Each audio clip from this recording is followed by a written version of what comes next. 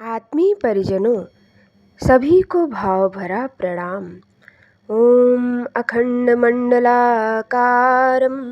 व्याप्तं येन चराचरं तत्पदं दर्शितं येन तस्मै श्रीगुरुवे नमः।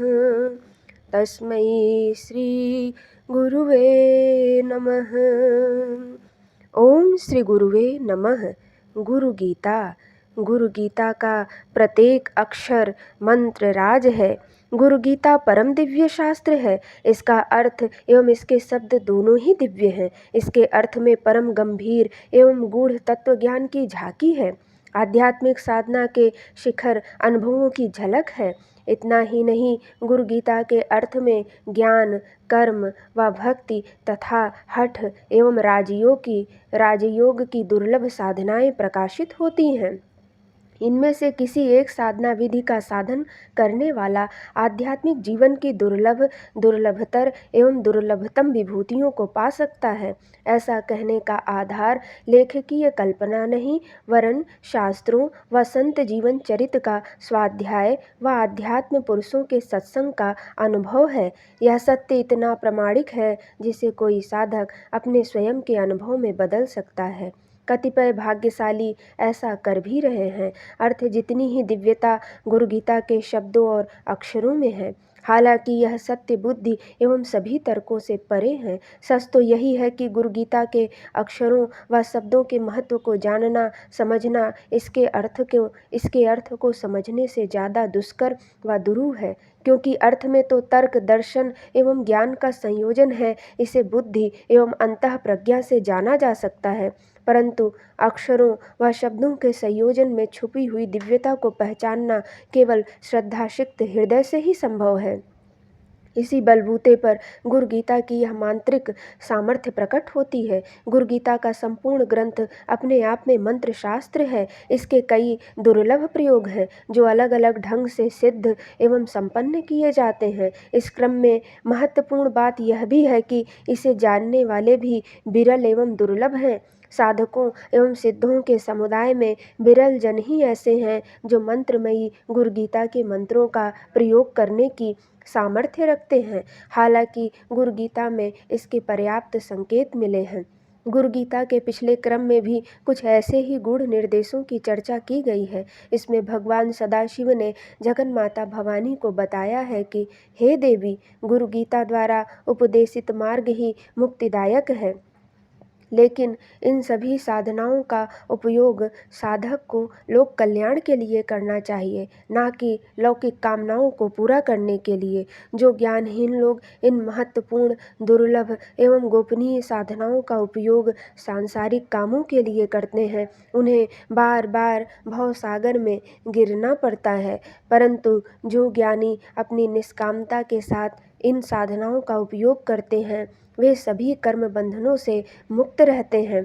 इस परम रहस्यमयी गुरु कथा को आगे बढ़ाते हुए भगवान भोलेनाथ माँ जगदम्बा से कहते हैं, इदं तु भक्ति भावेन पठते शृणुते यदि लिखित्वा तत्प्रदातव्यं तत्सर्वं सफलं भवेत्।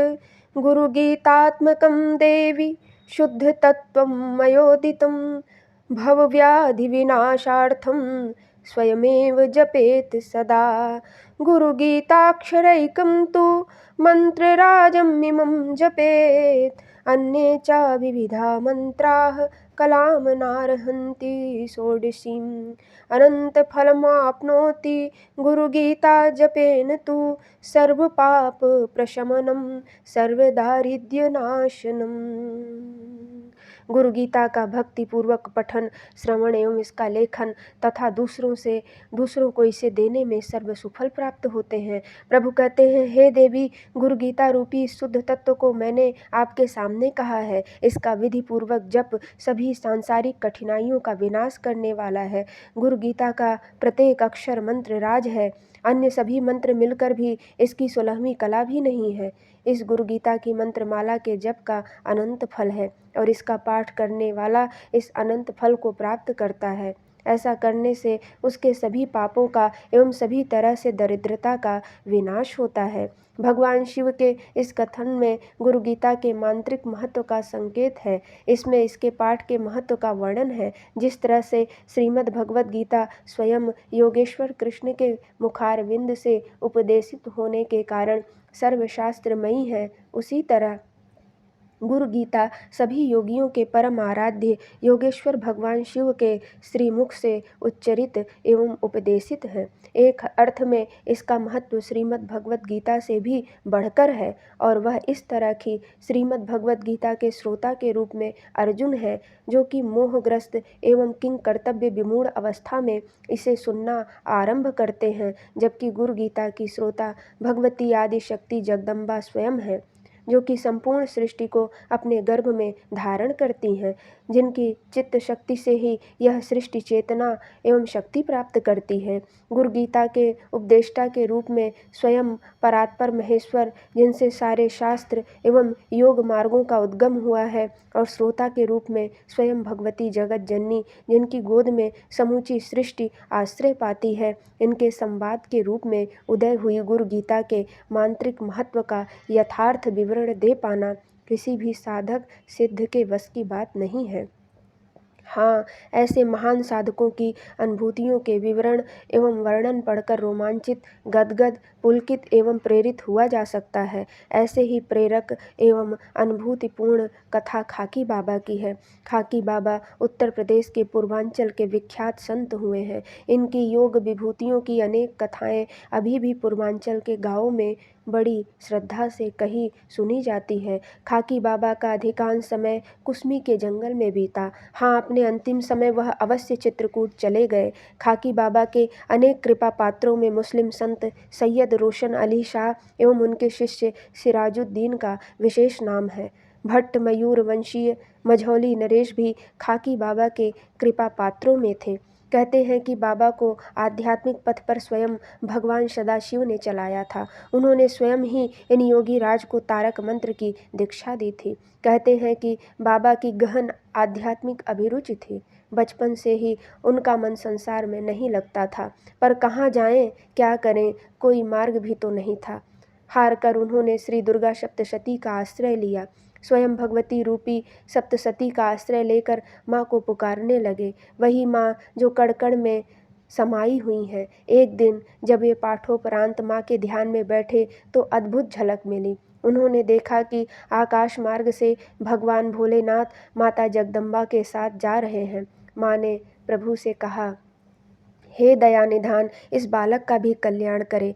भगवान शिव ने माँ की इन बातों को अनसुना कर दिया। कई बार के आग्रह के बाद उन्होंने केवल एक बात कही, देवी, यह अभी सत्पात्र नहीं है। अपने को सत्पात्र बनाने के लिए इसे अभी और भी बहुत कुछ करना है। ऐसा करके उन्होंने माँ से कुछ कहा।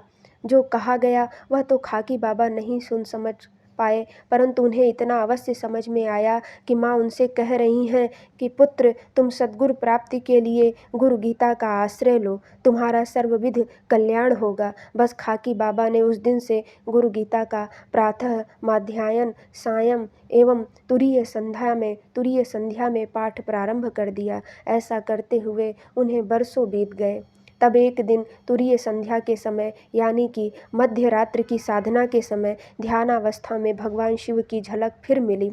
इस बार प्रभु ने उन्हें स्वयं तारक मंत्र का उपदेश दिया। दयानिधान ने स्वयं दक्षिणामूर्ति रूप में उन्हें शिष्य के रूप में अंगीकार किया। अंतः चेतना में तारक मंत्र के प्रविष्ट होने के साथ ही उनकी कुंडलिनी का उत्थापन हो गया और अनेकों योग विभूतियाँ स्वयं ही प्रकट हो गईं।